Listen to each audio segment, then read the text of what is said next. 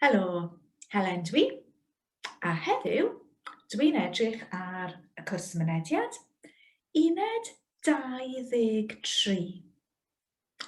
Yn Uned 23, dyn ni'n dysgu ffordd newydd o ddweud I must.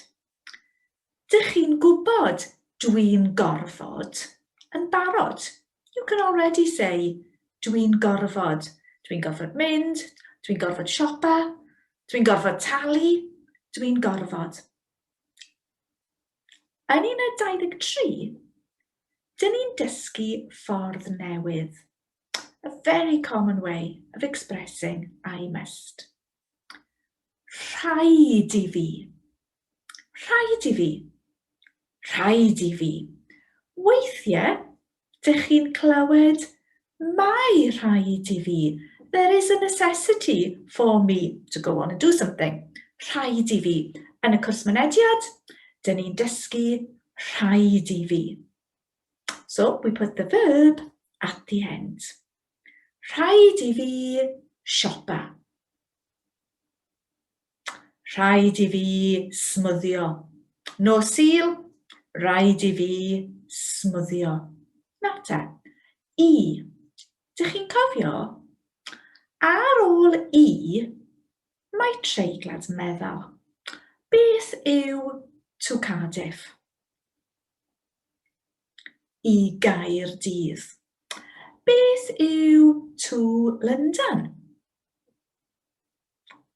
I Lundain. Felly, ar ôl rhaid i fi, we skip over the V because there's a treiglad meddal ar ôl I. Rhaid i fi fynd. Rhaid i fi fynd. Rhaid i fi fynd. Rhaid i fi fynd. Iawn. Dwi'n mynd i roi berf i chi. I'm going to give you a verb. I want you to put it into the pattern. Mynd.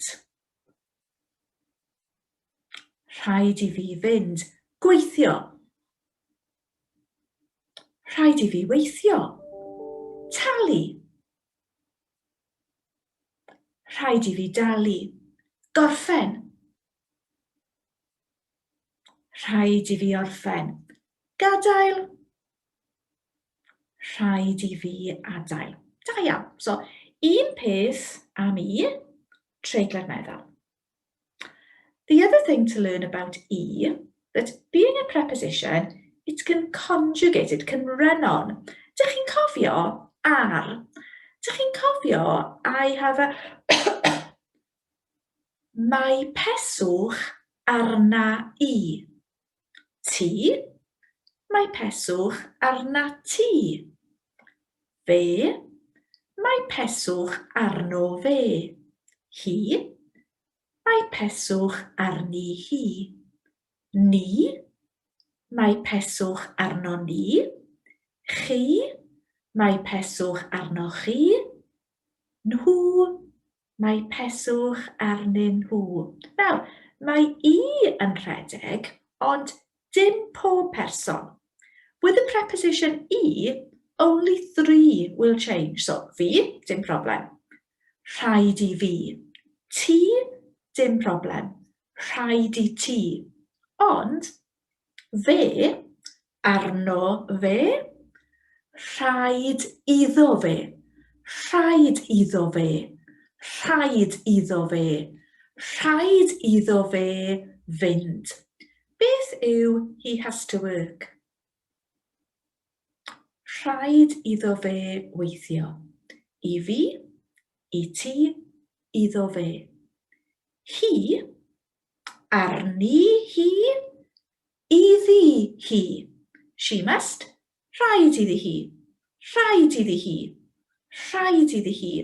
Beth yw she has to pay? She must pay. Rhaid iddi hi dalu. Rhaid i fi. Rhaid i ti. Rhaid iddo fe. Rhaid iddi hi. Ni, dim problem. Rhaid i ni.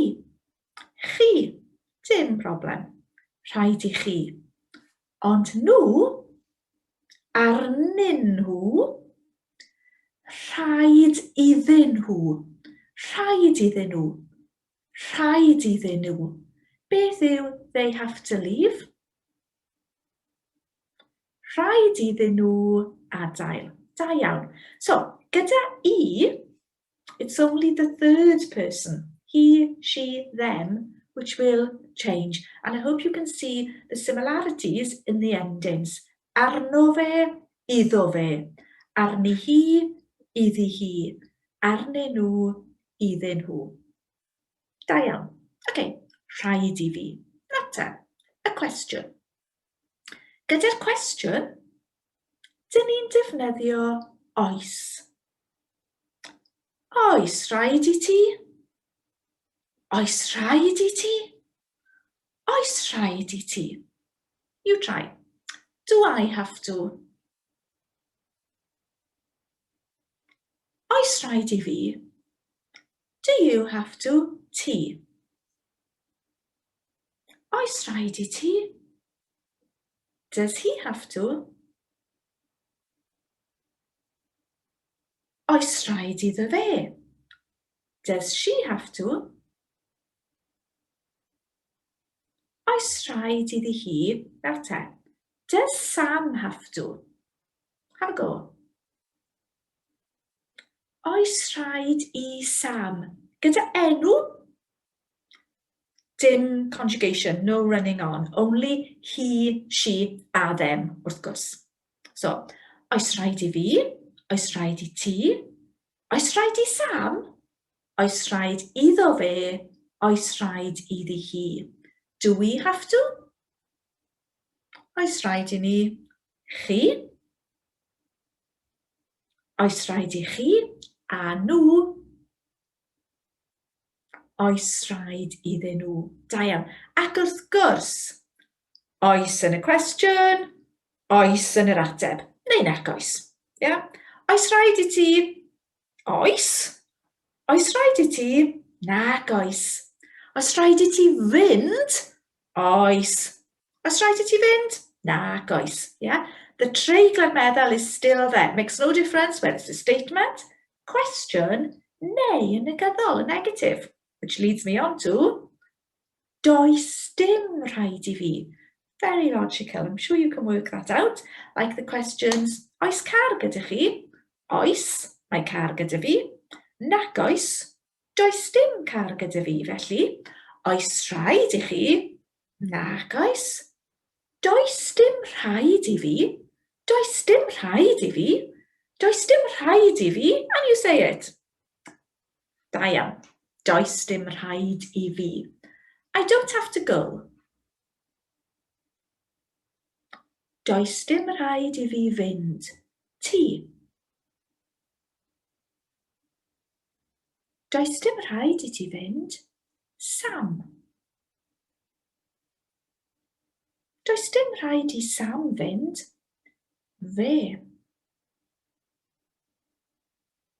Does dim rhaid iddo fe fynd. Hi. Does dim rhaid iddi hi fynd. Ni.